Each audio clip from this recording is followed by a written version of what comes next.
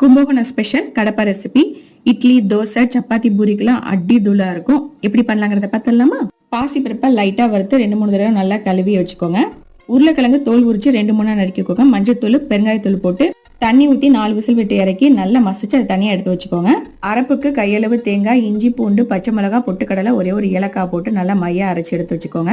இந்த ரெசிபிக்கு பச்சை மிளகாய் மட்டும் தான் காரம், அதனால உங்க காரத்துக்கு தகுந்த மாதிரி போட்டுக்கோங்க. ஒரு பாத்திரத்துல ஒரு கரண்டி எண்ணெய் ஊத்தி சோம்பு, கிராம்பு, பிரிஞ்சி இலை, காஞ்ச மிளகாய் போட்டு நல்லா பொரிஞ்சதுக்கு அப்புறம் ஒரு பெரிய சைஸ் வெங்காயத்தை பொடிசு பொடிசா நறுக்கி சேர்த்துக்கோங்க. இதுல வெங்காயம் அதிகமா சேர்த்தா சூப்பரா இருக்கும். தக்காளி கம்மியா சேர்த்துக்கோங்க. நான் ஒரே ஒரு தக்காளி மட்டும் சேர்த்து அது நல்லா வதங்கினதுக்கு அப்புறம் நம்ம அரைச்சு வச்சிருக்க பேஸ்டையும் சேர்த்து மஞ்சத்தூள், தேவைக்கேற்ப உப்பு, தண்ணி நல்லா தாராளமாவே ஊத்துங்க. ஊத்தி நல்லா கொதி வந்ததுக்கு அப்புறம் நம்ம வேக வச்சு வச்சிருக்க பருப்பையும் போட்டு 2-3 நிமிஷத்துக்கு நல்லா மலமலன்னு கொதிச்சதுக்கு அப்புறம் லாஸ்டா கொத்தமல்லி, கருவேப்பிலை தூவிடுங்க. அவ்வளவுதாங்க, ஒரு சூப்பரான கடப்பா ரெசிபி ரெடி ஆயிரும். இந்த மாதிரி ஈஸியான டேஸ்டியான ரெசிபிக்கு என்னோட சேனலை சப்ஸ்கிரைப் பண்ணி வச்சுக்கோங்க. நெக்ஸ்ட் ரெசிபில சந்திக்கலாம். தேங்க்ஸ் ஃபார் வாட்சிங்.